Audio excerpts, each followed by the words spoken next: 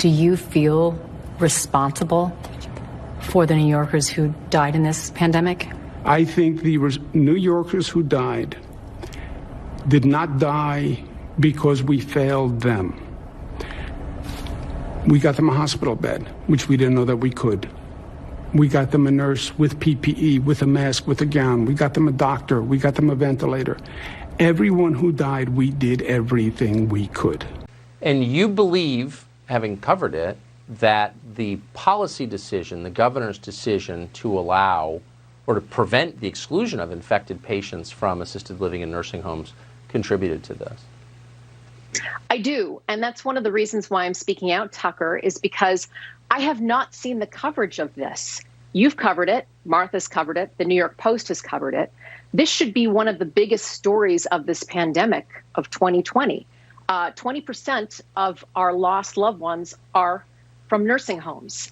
And it's because Governor Cuomo and several other governors, by the way, in different states, forced COVID recovering patients into nursing homes. That are coming out of these If areas. you are tested positive for the virus, are you allowed to be admitted to a nursing home is the question. Or readmitted? Yeah. It's a good question. I don't know. I am certain at least one of his parents, I believe his dad, before his dad died, a week before his dad died, they called Sean to tell him they were moving him to another floor. And I believe that floor was used for recovering COVID patients. I can't prove that. We can't get any confirmation on any of this. And by the way, he didn't find out until the death certificate came in that he was COVID. He got a call on a Saturday morning that his dad was not feeling well, and 3 hours later, he was dead. And his mom, 2 weeks later, got COVID, was rushed to the hospital, died in the hospital, and her number will not be counted as a nursing home or an assisted living home because of the governor's policy of saying that she died in the hospital, even though it was confirmed COVID. Counter what Joyce said really quickly. Do you think Chris Cuomo cared about people's health when he moved old people around to nursing homes that were COVID positive and a lot of people died, including my friend Janice Dean's mother-in-law and father-in-law?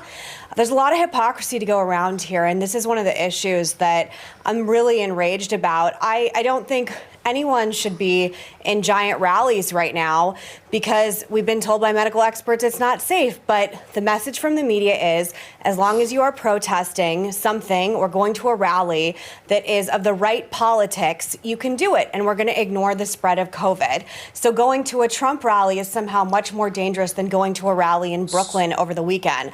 I'm removing politics from this because I haven't protested anything and I'm not planning on, or protested in person, and I'm not planning on going to the Trump rally, obviously.